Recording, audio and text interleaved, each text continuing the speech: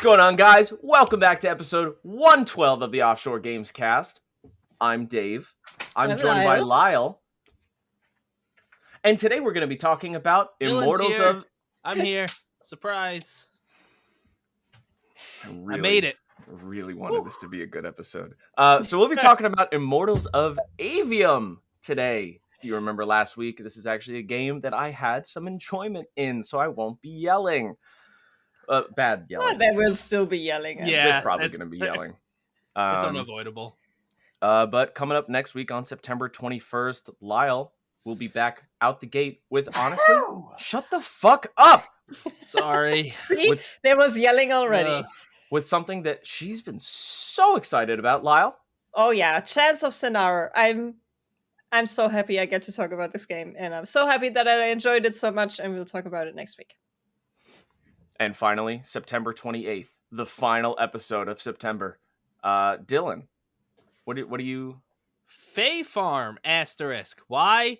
I'm starting it tonight after we record, and quite frankly, if I'm not into it, I don't want to review another game I'm not into. So, potentially, that's the plan. We'll see. If I'm not into it, I will do something else. I'm also afraid that this will be another Harvestella where it'll be like, all right, guys, we'll talk about it in about 6 months. I got about another 5 real months of playing before I can really talk about it. We already got that with Baldur's Gate 3, to which I probably won't be able to talk about until after Game of the Year in terms of a review episode. So it's going to be hard. But I mean, speaking of which, if you are tuning in now, and we have mentioned in the past few times, Starfield, Baldur's Gate 3, big games. Yeah. We don't talk about games the same day they come out. It's not easy. We're humans beings. So whenever we have the time, humans beings that work. Humans beings that works hards. And when we have the time, look, I'm playing a shit ton of Starfield. Dylan's doing whatever Dylan does, and Lile's doing Chance of Sinara. And that's okay. But whenever we get around to it, we're going to be sitting down and we're going to be putting out way too much content on both of these games because of how massive they are. And it's going to be amazing. But just stay tuned. Stay tuned. And last but not least, if you are enjoying this either on the slew of podcast apps that we are on, or if you're watching our faces on YouTube, and most of the time some gameplay along with that, then please leave a rating, leave a review, subscribe, follow us, comment, whatever you can do on said platform that you are on. That's the stuff that truly helps us, and we do appreciate it. We love you. Ooh, ASMR offshore. Yeah, I thought maybe that would get someone to review or something. No. What's going on, no. We lost it. They had... This is episode 112. They were hovering over the 5 stars and it just immediately slid to the left. There's always those 5 seconds of my life that I contemplate when it's ever 11:30 at night and I'm scrolling through TikTok and I get that one live of the ASMR and I'm just thinking of this grown adult with goop slime gloves on their hands slapping a microphone. Boop, boop, boop, boop, boop, boop. Oh, thank you. And I'm just like, oh God. And I just think about life and I think about everything that's happened to get to this point. Too much time, too much slime. Too much time, too much slime. Not enough slime. Not enough slime, Dylan. Nickelodeon called. I was about to say, did you ever want to be on Nickelodeon and never got to? It's been my dream, goddammit. Well, give us some time. We'll get Dan Schneider on speed dial, and I think that's all right. I'm good on that. If you want slime, he's nope. Look, I'm happy I don't understand that reference, and I don't want it to explain to me. Let's move right. on. Yeah, you don't. It is not appropriate podcast talk. No, it's not. And this is us talking. He's a bad man. He's a bad man.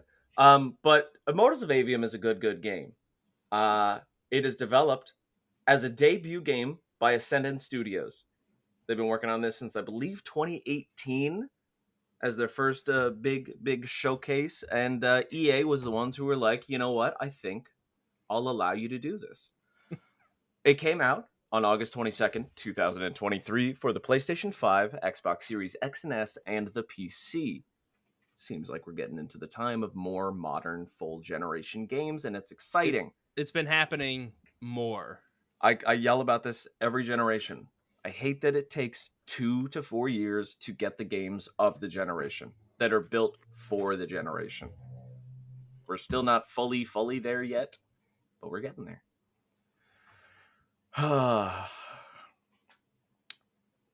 There's things I like. Mm-hmm. Yeah. Mhm. Yeah. Tell us more about those things that you like. Start from the beginning. Have either of you ever watched Astro Boy?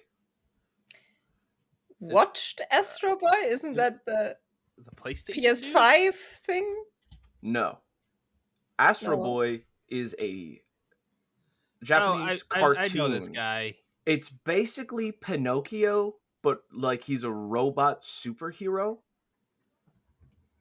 Oh God. Oh. Mm-hmm.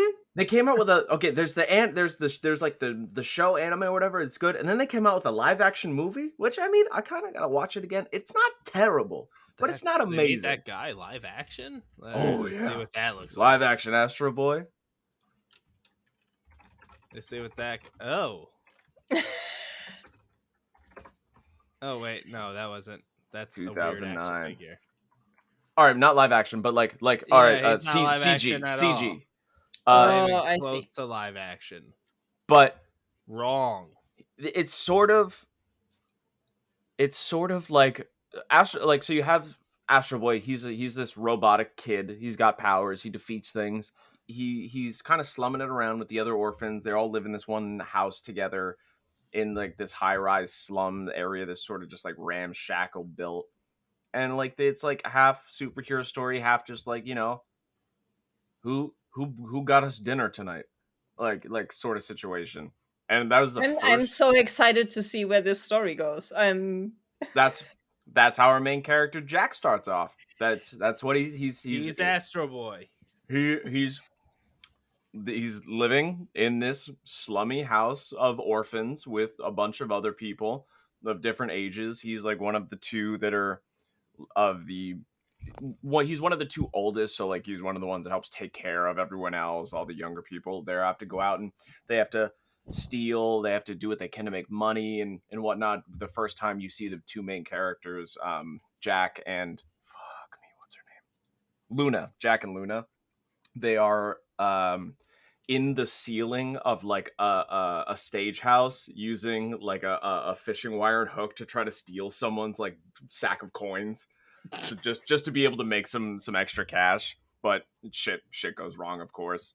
I mean, that's not the most sound of plans. It's not, but yeah, they do what they can, and like that's like the one thing that really caught my attention immediately about this game was how it can be very hard to have a decently relatable set of characters and story and situations with scenes that not only flow but give you a good amount of world building and depth in them at the same time. So not only are we getting the dialogue exposition between the two characters who are just like in the ceiling and whatnot, we're also seeing the play that's going on, the fact that people go out to plays in this crazy big world. I'll get to some of the problems that are going on in the world, but like people are living, like we're out here trying to steal some coin, and like Jack's like, oh, you should do it this way and whatnot. And she's like, shut the fuck up, shit like that. Like it feels good and relatable. It's nice. They have chemistry. Exactly. There's nice Yeah. chemistry, and after they sort of leave there, things start to go down. We get introduced to more of the aspects of the world building, which pretty much falls in the world itself and the leader types, which is the world of Avium, which is full of just magic. Like it is there are three colors of magic, red, green, and blue, that all throughout the land have these almost like aurora borealis style lines. They're like magic lines of color magic that just flow throughout the land, and it's sort of like a give and take. Sounds like a children's show. A bit. Anything fantasy that's like something our brains can't normally comprehend, we're just gonna go Color like, lines oh, of color power. it looks pretty though. All these intersecting lines of magic floating in their tubes throughout the sky, and to be able to control that, there are like these 5 nodes or diodes, these giant, large magic crystals that sort of help contain all of it. Um, in order to protect that balance, there is the Light Army, who they're kind of like not full totalitarian and like dictatorship, but like they're the kind of guys that would be like, oh, you're out 10 minutes past curfew, and they give you like a real hard slap on the back of the head, and you're like, what the fuck? But like they're not gonna like stab you or But they are whatever. like Oh, cops. okay, so they're not so bad. But they're like They they're won't like what stab you. How like bad could it be? like fuck you, dude. Like shut up. Like maybe I was walking home. You don't know. I wasn't, but what I could have been. And like So are these 4 colors in conflict with each other at all times? Or no, that's just no? the Okay. balance. So like I said, there are 3 colors. There's red, green, and blue. Oh, 3, sorry. Throughout the land of Avium, there are battle mages who not every single person has magic abilities, but there are levels of it. There are people in the army built up that are like full on trained. There are just like Jack and Luna go out. They have the ability to just do like simple blasts. Like they have abilities, but it's not like anything crazy. And most of the people in those higher up positions have items called sigils, which are these gauntlets that focus the certain color of magic to be able to utilize it better. So Do like if you're they just do different things, the colors? yeah, so you'll Okay. have it's more so we'll get more into it into the gameplay perspective, but the colors really just are different types of weapons in a I was way. kind of hoping the answer to that would be no, and it was purely just people fighting over their favorite color. No, like it's That would be amazing too. No, magic will be red. well, It's pretty. so as a quick base rundown, you start off with blue. Blue is like a semi-automatic, highly accurate rifle type. You know, like pew pew pew. You get green. Oh yeah, sorry. I remember the trailer now. It was like a Yeah. first person magic shooter, right? Yes. Yes. Yes. Ah. You get green. Green is sort of like an SMG where you're sending out like just a flurry of bullets of just these green. Like, and then you have the red, which is like a big blast of short range, like a shotgun. That's just pretty much how the colors work in the gameplay wise. But in the world, this magic is used to balance off of each other and to keep everything in order. But of the people that have the ability to utilize this magic, not everybody can just use all of it. Like it's almost like the Avatar, where you got like, oh, I can only use green magic, I can only use blue magic. Jack is a triarch. He's the Avatar. He's pretty like that's just the way it is. You find that out a little bit later, but shit's going down in the beginning. You try to steal, you get caught, you try to run away. All of a sudden, the war breaks out in your area. Whoa. Of course, there's war.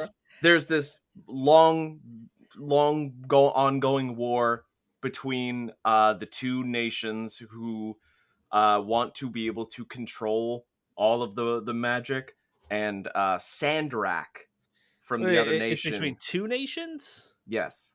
I was picturing like a nation for each color. Me Nope. too. But there's the So land of Avium, and then it's separated by the main area of Lucium. And like when you pull up the map of the game, it almost kind of looks like God of War, where it's like there's the different realms in a way, but it's all the land of Avium, and there's like the main group of you guys are in Lucium, and then Sandarak is down in the other place. So each side has magic for all 3 colors. It's the entire land. The entire land has magic flowing all throughout it. All right. And Sandrak in the south wants to control it all. All right. But what about Now, the lamp? No, they are not called the Lamplighters. What were they the called? Light Army, The Light Army. I the thought Light, they were there for balance. they're so I mean the way the world works with magic, there needs to be a balance, but the Light Army is just kind of there to fight Sandrak and like Okay. slap you in the back of the head when you're out past curfew. All right. So, is Sandrak not as bad? No, Sandrak's a bad guy. It sounds like everyone's bad then.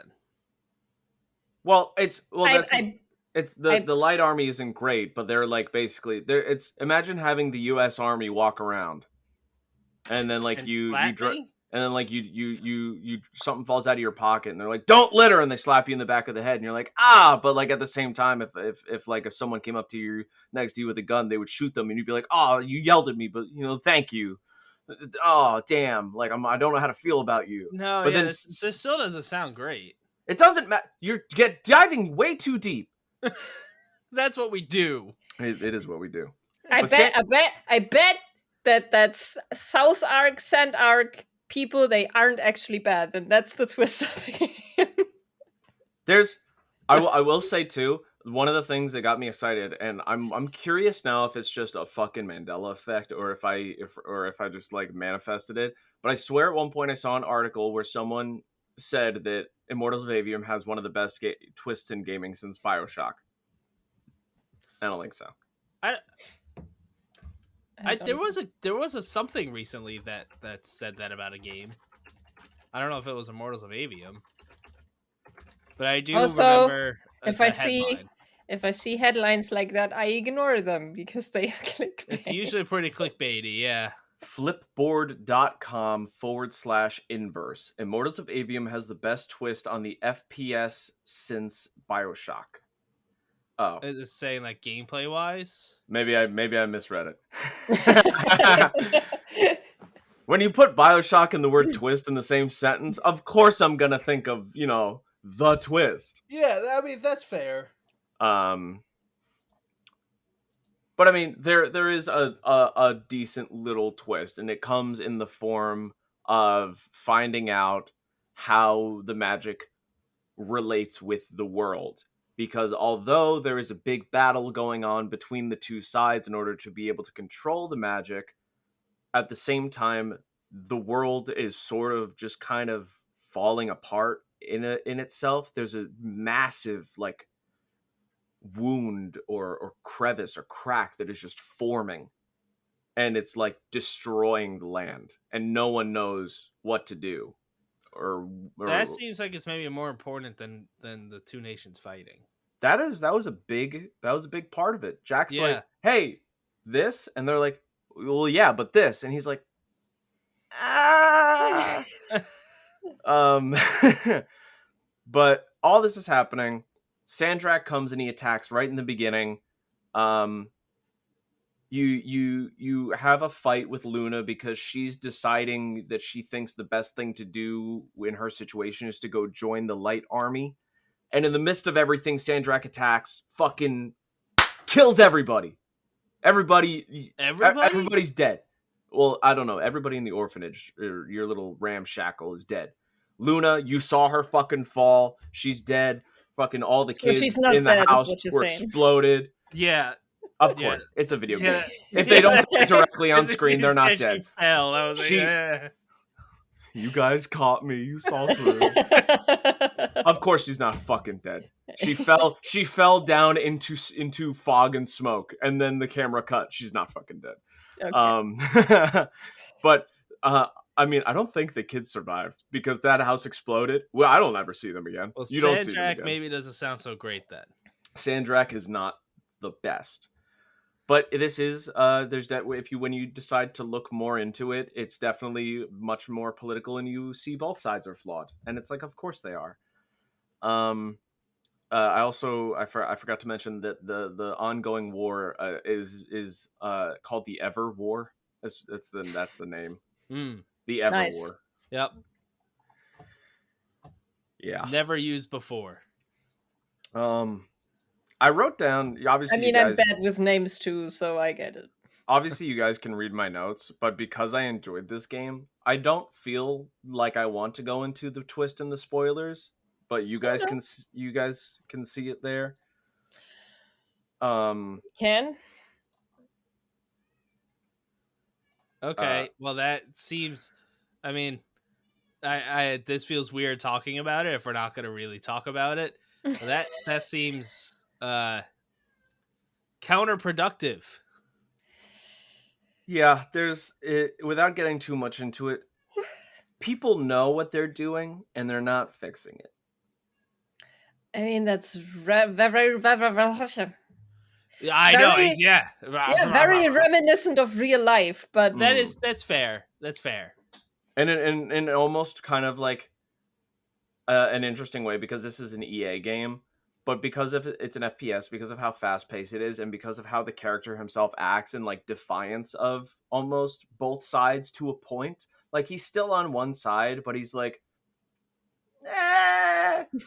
It almost kind of feels like he becomes his own like little baby Doomslayer, because he's really out there doing his own shit and like defying everybody. And again, the way the game feels in the first person, there's the not only you just shooting, there's hovers, there's double jumps, there's other ways to get around, and just movement wise, I'm like, oh, this is Doom by a different person, but it's still fun. It's Magic It's Doom. enjoyable. Um, let's get into the gameplay. After the shit in the beginning happens, you meet up with one of the higher up. What is it? The uh, it's almost like woman. it's almost like the Sorcerer Supreme, like Doctor Strange Sorcerer Supreme. It's almost like that for the Light Army, like one of the real high ups. The I can't think of the name off the top of my head. Did you get? Um, Do you get projected out of your own body as well? no, you Oh, you just have a conversation. okay.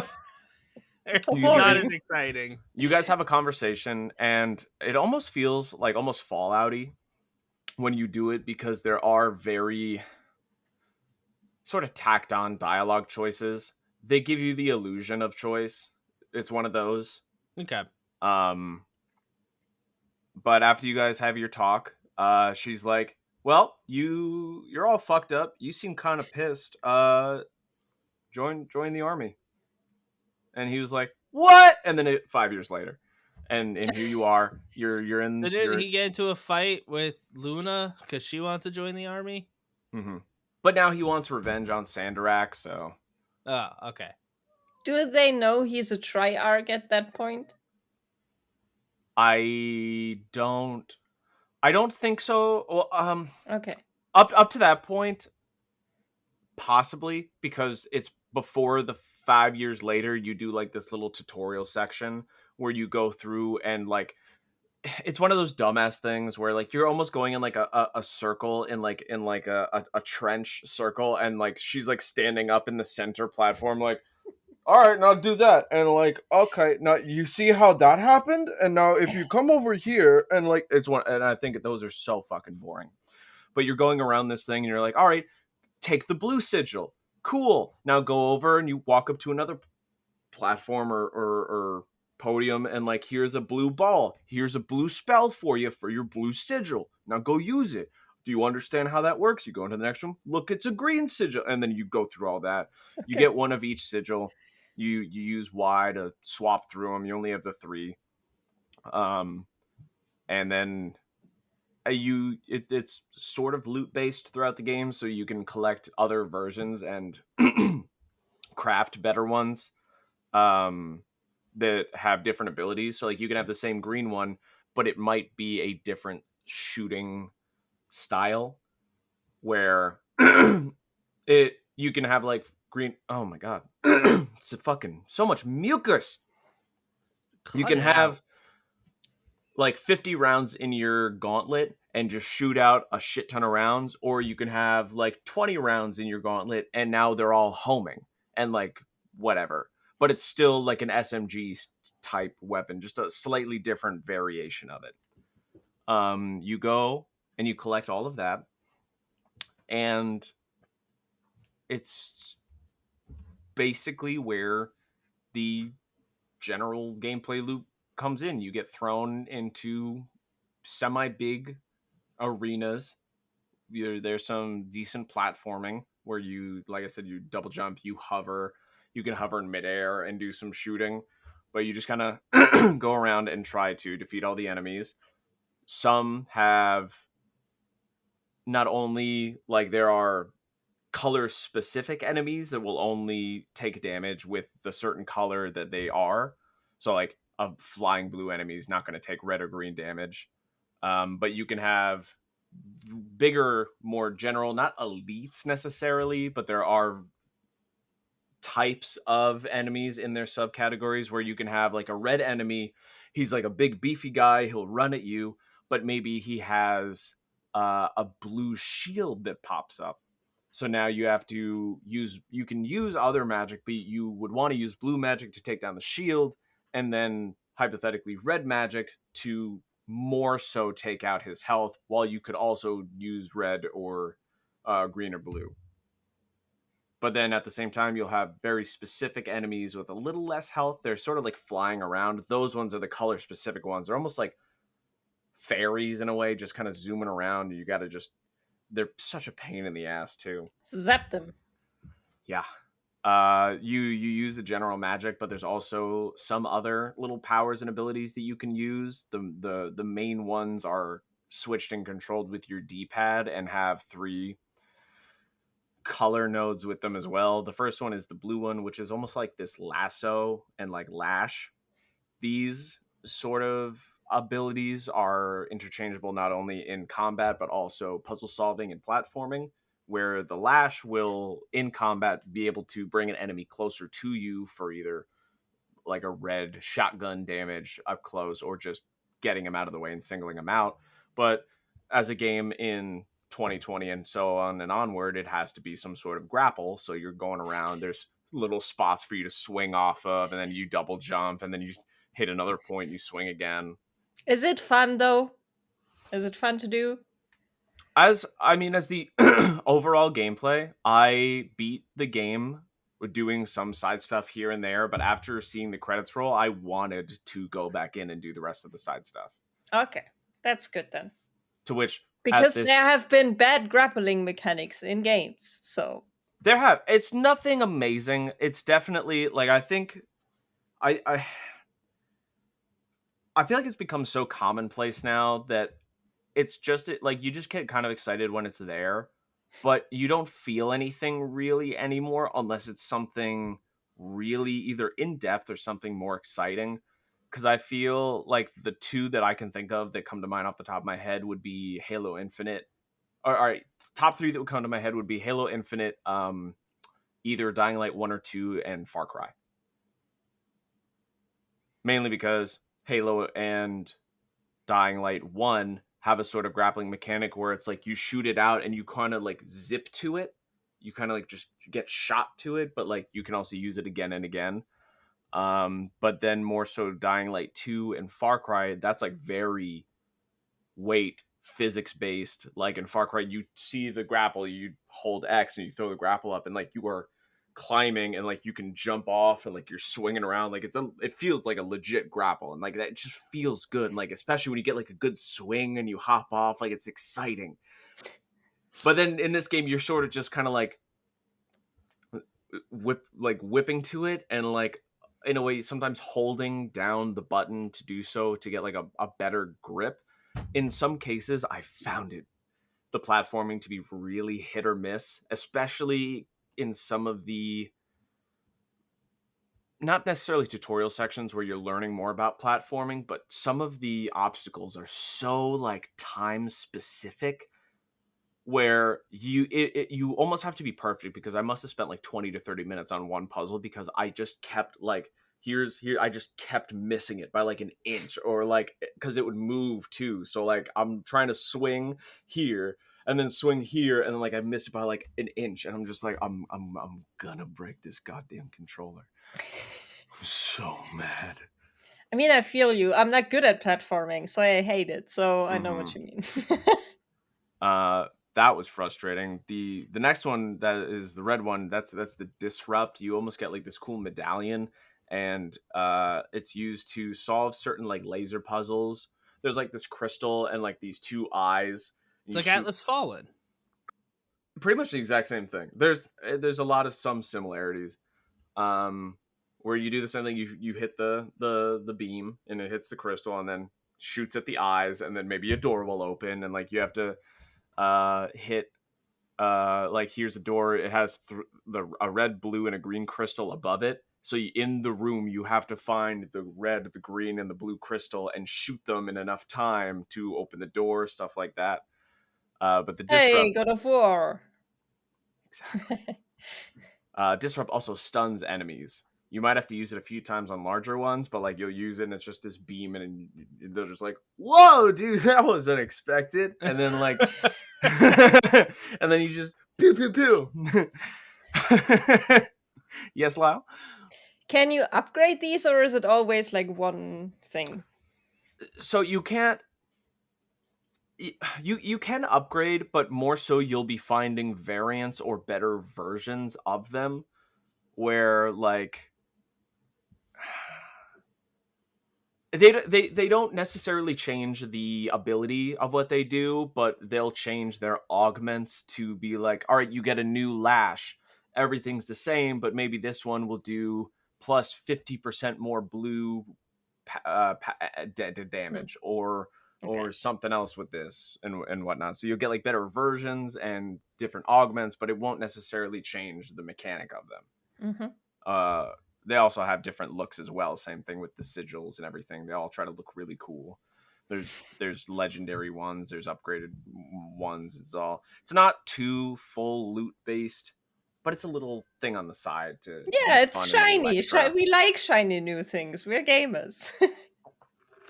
It adds on to the progression because you'll be collecting this currency and also just other resources to be able to go back to your forge, which is less so.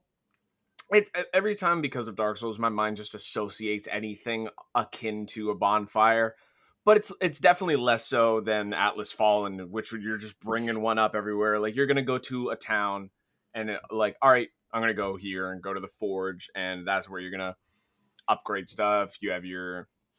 You may reset your skill points. You get ascension points, which is what you use to power up. There's the three trees of the skills of the red, blue, and green, each having to do with not only these like the lash and the disrupt, but the do more damage, do this, or have an effect or whatever.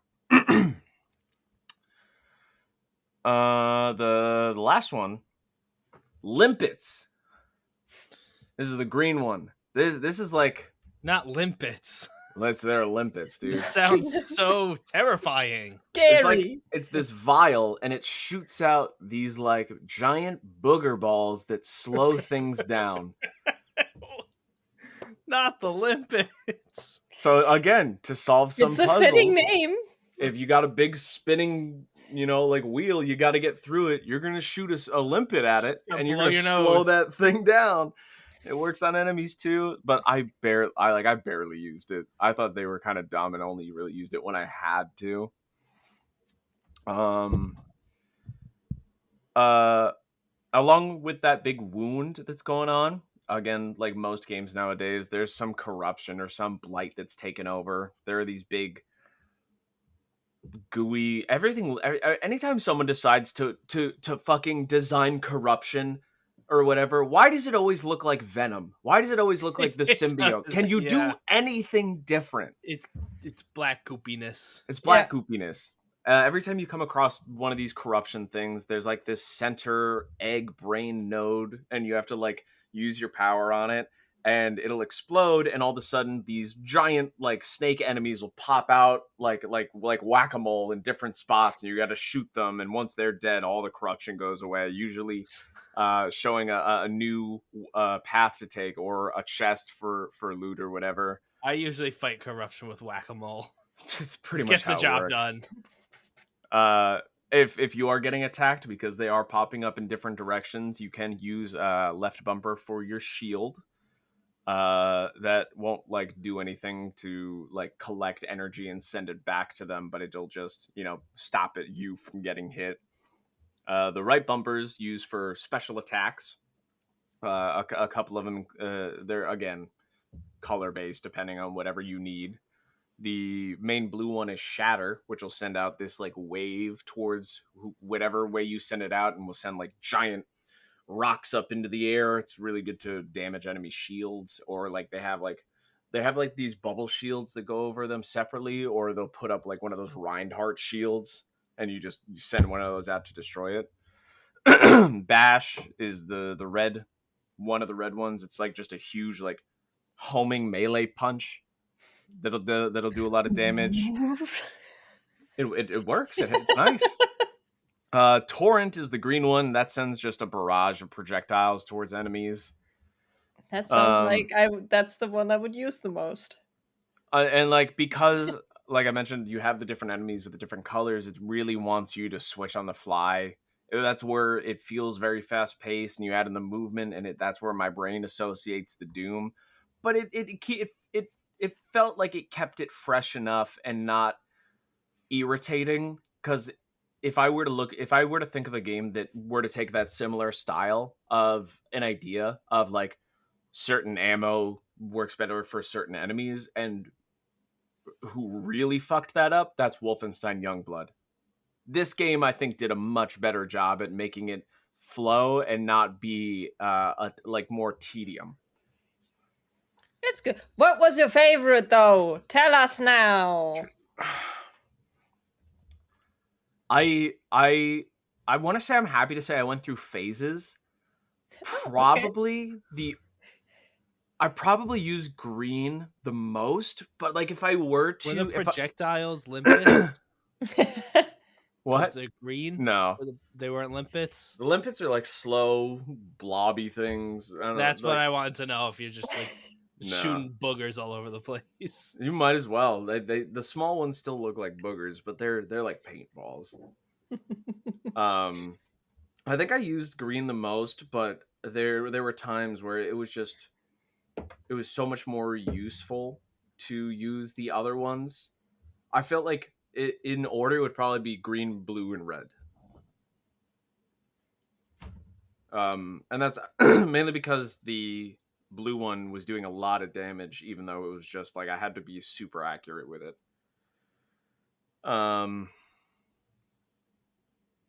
There's also a big special move that you have too, where you click in both the sticks and you send out this giant like Kamehameha fucking power straight out ahead of you, and you do this too. So you like is it like all three colors too? It's like how do I explain it? Fluorescent, iridescent, like silver with like little tiny bits of like rainbow sprinkled in and out. Like it's very grandiose when you do it. But it definitely does real well. As long as you're accurate, because the enemies do move, but against like certain bosses and stuff, or like a big section of mobs to just fucking clear them out. It's really nice. If you do lose either health or use up too much of your special magic powers, you will collect and use not only health crystals, but mana crystals. In the forge, you can spend the currency that you have to be able to hold more of them. It's expensive. It also, you require colored resources, these colored orbs that you'll collect off defeating enemies and just throughout the world. Red, blue, green, and yellow. Yellow represents legendary essence, which is what you need to work on and upgrade legendary items. There's no yellow anything. It's rare. It's special. Oh, Dylan's not into that one. Dylan's yellow. There should be a yellow, like everyone should be fighting for the yellow. It sounds like. I also don't really understand. Whoa! Calm your fucking ass down, you bastard! You almost knocked my goddamn coffee over. Look at my goddamn webcam. What the fuck, bro? My goodness! Finnegan. They agreed with me. Jesus Christ. I can't wait to see that played back. That was a jump scare. It was like a found footage horror movie. Yeah, it was. It was. We just lost Dave to the Blair Witch. My lord. Finnegan, what was I talking about? We were talking about how everyone should be fighting for yellow. No, shut up. I don't think that's what you were saying. There's corruption, bad things are happening, everyone's fighting over the control of magic in general. And yellow sounds rare and powerful. It does, but you know what? Yellow, and everyone loves colors in this world. If anything, yellow are, I don't remember what they're called, but yellow would be the race of creatures that live underground and serve the magic and are the balance. Are they lizards? No, they're almost like gargoyles. That's close enough. No. Close enough. They're like gargoyles. It's this world's lizard people. And what? I have a question though. You might not have looked, but does this game have a colorblind setting? Because it feels very. You would hope so, right? Don't tell me you want to fucking get on this desk now. Fucking get away from me. Jesus Christ. I don't think that's what Lile was asking. I don't think she was asking to get on the desk. What do you want from me? What do you want to sit on your desk. God damn it. I didn't check to see. Don't sniff my coffee. I didn't check to see if there was a colorblind setting, but I assumed that there would be. I swear to God, if you hit any of these keys.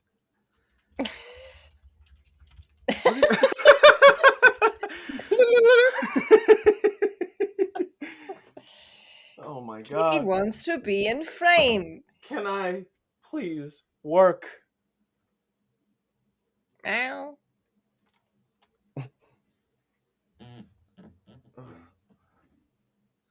So just based on a quick lookup, they don't necessarily have like the most customization with colorblind, but they have just a colorblind mode. Okay. Yeah, I mean, I was just thinking because you keep mentioning red and green, which is. Yeah.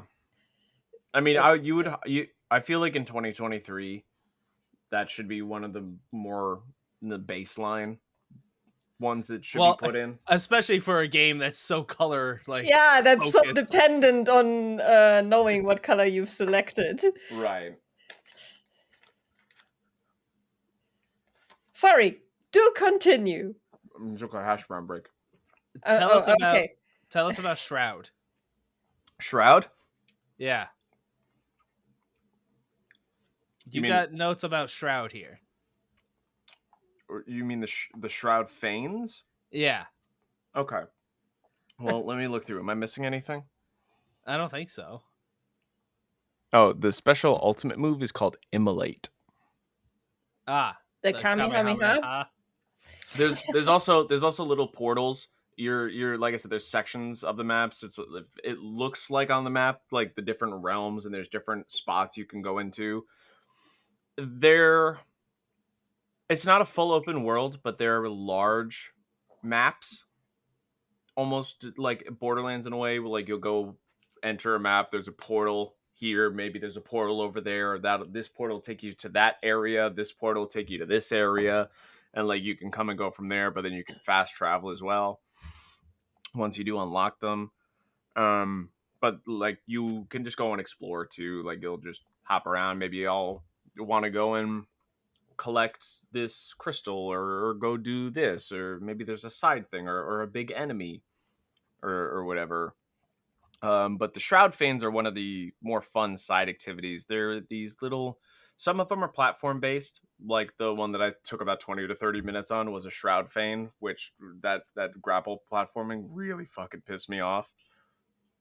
You'll get not only currency but like experience and whatnot, as well as possibly a new power sometimes, whether it be something for the story or just something a little extra for yourself.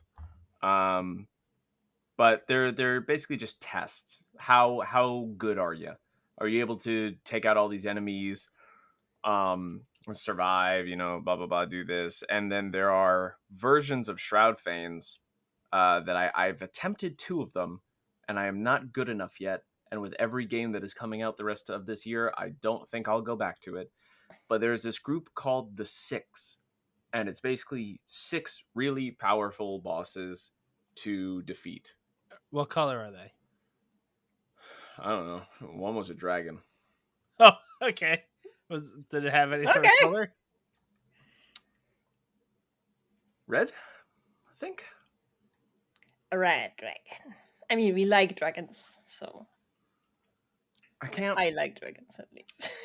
I might have attempted Dragons are it cool. 2 or 3 times, and I think the second or third time I might have gotten down to like a good 1/3 health bar left, maybe 1/4. But like each time, like it was just I still wasn't.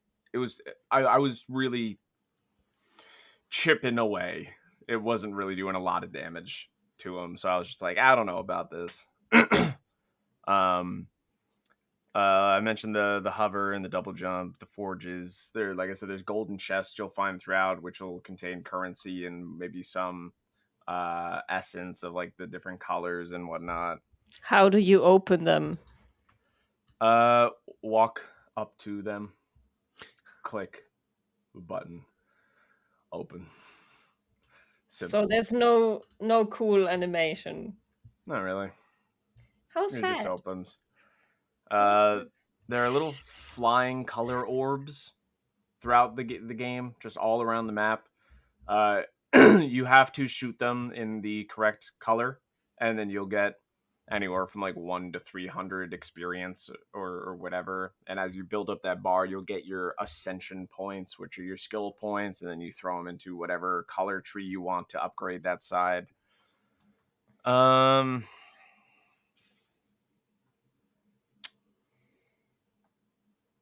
want to say that it took me, with how much side stuff I did, I want to say probably like 15 to 18 hours. Like That's a good. That's a it, good. I thought A so. good spaced out game. I Especially like after that. Atlas Fallen, which was 9.5, and that was with almost 100%ing the first whole map. I was like, upset. But this felt like it had more to it. Definitely, it felt like it was much. Obviously, a lot of the focus was on the plot and the narrative, so they put a lot more focus into not only the characters but just the cutscenes and what the player is picking up on, instead of just being like, shit's going down, can you go get me a basket of baseballs from the next town over, like shit like that.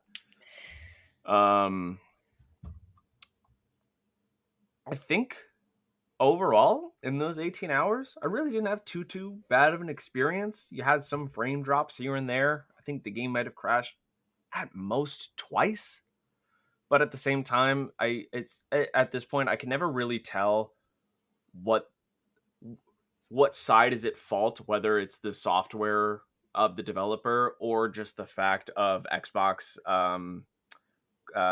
quick resume being problematic. I feel like that has never fully worked. I've never really trusted the even on PlayStation, the same whatever they call it. I don't rest remember. mode or whatever it is. I don't. Xbox No, definitely I never trust it. suffers more. Like playing Starfield, I definitely find that once I've had a play session and the game has ran however many times I've played, over about 8 hours, I'll notice more problems. I'll be like, all right, time to shut it down, bring it back up, and do it again. To be fair, 8 hours of straight playing, that's gonna be hard on any hardware, I feel like. Even so, but like, say I'll do like 3 hours here, and then I'll shut the console off. I won't close the game. I'll hop back on, do another 2 hours, and then I'll do okay. another. I see. But yeah, overall, it'll add up to 8 hours, and the game will be like, I don't feel so good.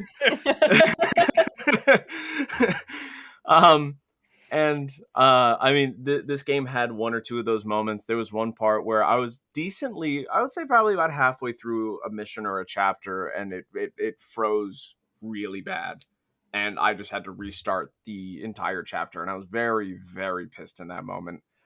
And Yeah. if you know anything about games and me, when certain shit like that happens, and I'm like, I've already done it, I don't know if it's the ADHD or just the way that like the brain processes or the like reward center, but it's like task completed, where's reward, and all of a sudden, hey, you know that task you just completed, do it again and no reward. I'm like, excuse me, excuse me, I I don't feel think you on so, that. I I don't think feel you so. on that so much. I hate shit like that too. I was playing Starfield, and I obviously in Bethesda games you want to save often, but when you leave a planet and you go into outer space, generally there's an autosave. Some fucking times the game doesn't save in that moment, and you'll have ships that are chasing you. The second you get into space, they'll kill you and you have to start again. I went back down and respawned on the planet that I left from, and I realized I had to rescan like 4 more animals and 2 more plants, and I said, I'm leaving this fucking planet right now. I'm not doing this again. And it was either leave the planet or turn the game off. So, Fuck that um, planet. Fuck um, the planet. fuck the planets. I don't know generally too much else without getting into like the spoiler talk, but because I enjoyed the game and actually had like the urge to want to go back into it, I definitely think it's one that is worth a shot. It also hits that feel for me where I look at games that come out and they have that 360 feel. I always talk about it with Maneater, but when Maneater came out, that game came out, and I said, that's a 360 game. And I played it, and I loved it, and it felt like I was playing a game in, like, 2013 again. It's You just, mean the Xbox 360? Yes. yeah. Okay. Like, it felt Okay. like a game that was just fun to be fun, and people don't do that anymore. And the 360 specifically, that generation of that and the PS3 just felt like developers were like, what if we put some baked beans on like a bunny rabbit and like saw what happened? And then like people were like, that was not bad. It wasn't great, but that wasn't bad. I feel like that's the fun that every once in a while you see pop out. And while in this game it's much more of a controlled AAA product, it still has some of that essence of a fun game that just feels like it's fun to be fun. It's, the, It's it's a it's AAA game, but it still has some fun in it. it's I know what you mean, though. I it's a know hard what you thing to mean. explain because every game that comes out is trying to win an Oscar and be the most Yeah. heart-wrenching amazing thing ever, or be the most crazy arcade game that you'll never want to put down for the rest of your life, that you'll put millions of dollars into. You don't get games. I mean, more than likely this is going to turn into another franchise because that's what happens. You you put out 7 games, 3 come out, 4 get canceled, 1 is successful out of those 3, and then you turn that into a franchise and we go into the cycle again and we wait for something new and fresh. So we're definitely going to get another one, but I think as of right now it's definitely worth time. Does it have a cliffhanger ending, though? Like, Since you no, said we're gonna get. No? Okay. no, not entirely. You kind of just end off on like a good old buddy buddy, like I don't need to know the ending. I just want to, because you just said we're yeah. gonna get a sequel. That's why I'm asking if there was a cliffhanger ending. There's nothing necessarily in the story itself or in the ending that warrants getting a sequel, but this is a new IP that reviewed decently well between consumers and critics. That means it's going to get a sequel. That's just how life works. Probably, yeah. And it's frustrating that that's how it works. That you can, like, anytime a game comes out or whatever, and like IGN's going to review it, and I see it on Twitter, I go, that looks like it'd be a 6. And I watch the IGN video and it's like, it's a 6. I'm like, of course it fucking was. It's just, you feel it. But this game was an 8 for me. I give it an 8. I enjoyed it. I really like the characters. And I'm also trying to manifest because I would want a sequel. I would want more time with these characters. It's really fun to hear you talk about a game you liked. Doesn't happen often. Yeah. Yeah, that's what I'm saying. Not at all. And if I had more time and more motivation, like anytime there's a game that I'm super into, like I don't know if I have it right next to me here, but my this is if you remember, this is my doc for Hogwarts Legacy. I do remember you had to have that hard copied.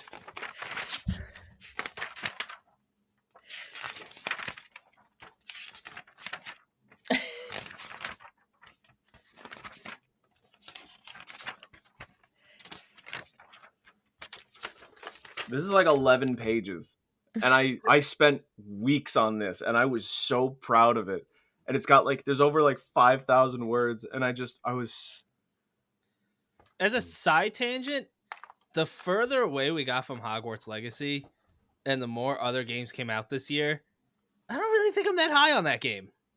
as a massive Harry Potter fan, I still think it was something that the fan base needed in this type of in this medium form of a video game, but without any post-launch content still up to this point and the other releases that have come out and will come out, I definitely think it kind of came and went.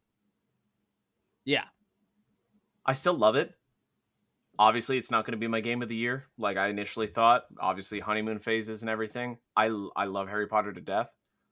I've tried here and there going back in, but like after pretty much doing, obviously I still have some side quests and stuff to do, but after doing the full main story, putting a bunch of time in, just flying around on my broom just to do some Merlin trials sounds like the most boring shit.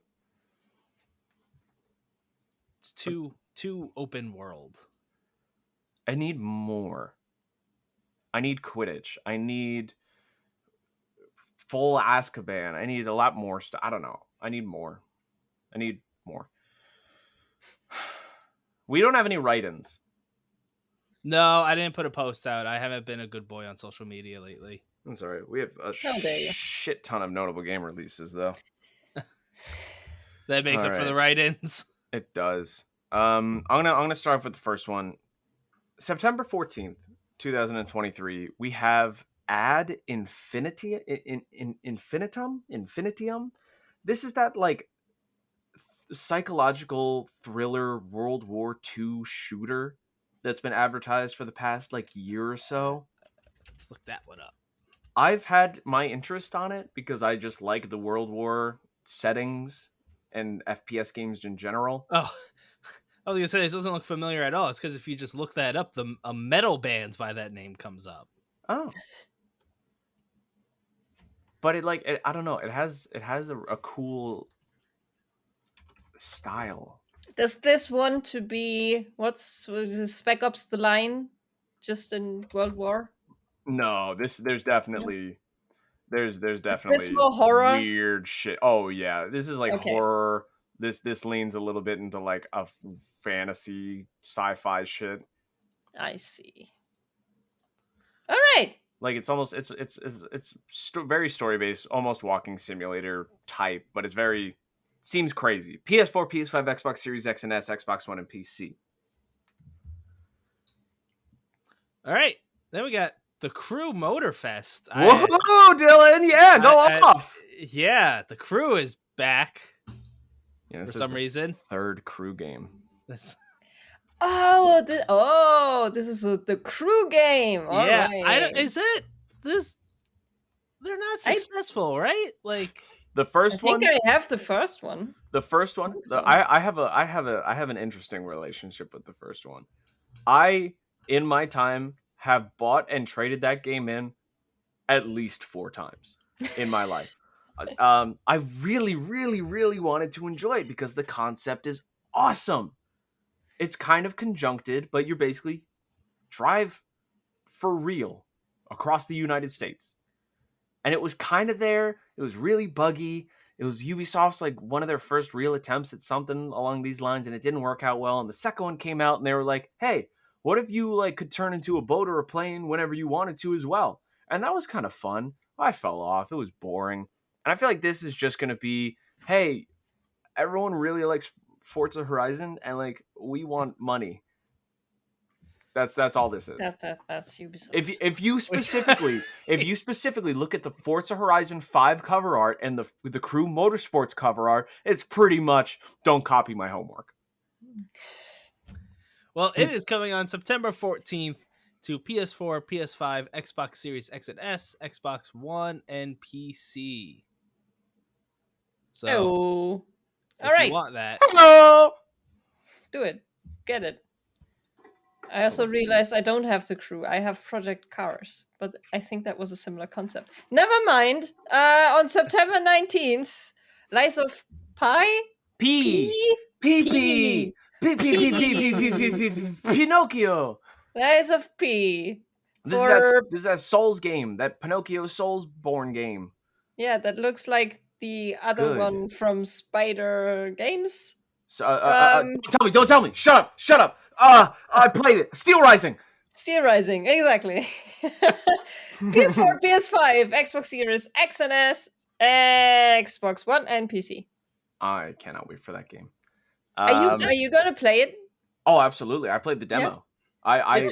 it's gonna be Game Pass, right? It's gonna be Game Pass, so it's gonna be free, pretty much. It's along the lines of Sekiro and Wolong. It's a parry game, and I feel like it's much closer to Steel Rising. It's a beautiful game, but I think combat wise, it's going to be very predictable and not as difficult. And I think it's going to be fun, not challenging as much. But if you're a common person, on the same day, you'll get to play Mortal Kombat 1. If you're in the 1%, you get to play it a couple days early on the 14th if you get the deluxe edition. I'm excited for Mortal Kombat 1. I want to play it, especially since Mortal Kombat 9. I've been into it pretty much ever since Injustice 1, and then into Mortal Kombat 9. I've been into it, and it's especially I'm still like a little salty after Mortal Kombat 11 Aftermath, because it's like I mention this every time it comes up. Let's have Mortal Kombat 11. Let's get to the conclusion of Mortal Kombat 11. Let's have Mortal Kombat 11 Aftermath. It ends at the same fucking conclusion as Mortal Kombat 11. We were just doing more fighting. What? But I'm excited. This will be fun. PS4, PS5, Xbox Series X and S, Xbox One, and PC. Get over here. Coming September 20th is going to be Witchfire on PC Early Access. This is after that game got delayed because they were like, we don't like levels. We want open world. Yeah, so they've been working on this world. game for a long time. Yeah, so we'll see. It's a cool concept. We'll see if it pans out. Talked about it, Painkiller. It's along that line. I love Painkiller, and I fucking predicted it. I'm waiting on that Painkiller game to come out. I called it. That's right. Come on. All right, and then the most wishlisted game on Steam is finally releasing on September 20th. Party Animals! It is. No. Really? Xbox, it is. Bullshit. Xbox, it Bullshit. is. Look No. it up. No. Look it up. No. Look it up. I want to argue about the day before now. Look it up. The day For before Xbox is Series the most wishlisted. S and X and PC. That surprises me. It surprises everyone. It surprised me too when I learned about it. Because I'm not gonna sit here and say it doesn't look like a fun thing to play, but it's I Game just Beast, think right? Like I remember they got a bunch of really big YouTubers like PewDiePie, Jacksepticeye, and I think Markiplier to play like the early access or the demo version or something. Yep. And now it makes sense. And probably like a bajillion streamers too. Yeah, no, so, that makes complete sense. Well, back in March or whatever, day before was the most wishlisted game. And you're living like so far in the past. I can't get that game out of my head. That game is nothing but controversy, and I've been waiting to see the release of the controversy. if it's already controversy, isn't the controversy already released? Well, it in of itself is a controversy and has yet to fully be released. So we don't have all the information, but when it fully gets released, it in of itself being a controversy will be out. Feels like we're just playing with semantics here. Controversy. We're done. We got Done and donezo. A game that Dave liked. Isn't that nice? I'm curious in the alternate timeline of this episode, because in the alternate timeline I would have talked about Sea of Stars, and I have only played the demo up to this point, and it is still a game that I'm very much looking forward to play, but from what I've seen, it might not hit all the marks, and it might not be as great as I hope it to be. I heard similar, but I think it would still be a good experience. I'm nervous because what I've heard the most is the thing that falls shortest is the narrative and the story, and it just doesn't really make a lot of sense. And even based off the demo I played, the conversations they were having, it was like what a weird way to put out a demo. Not only are they giving you like 45 minutes of gameplay, but they're giving you like segments of missions throughout parts of the game. So like you'll go in and you'll have a conversation, and not only are you having a conversation and then 5 minutes later you've skipped like an hour of gameplay and you're somewhere else doing something, but in the conversation you're having, it's like blah blah blah blah redacted, blah blah blah redacted, and like they're literally taking the information, and you're like, all right, I don't get it. It double doesn't make sense to me. And then when the game comes out, it'll tell me what those redacted are, and I doubt it'll make sense then. That's very interesting. It They is. probably just wanted to create some hype. And it is something. I think the more excitement comes around the gameplay, but we'll see how well it holds up. All right. Next week, Chance of Sonar. Yeah. Thanks, Dave. Thanks, Dave.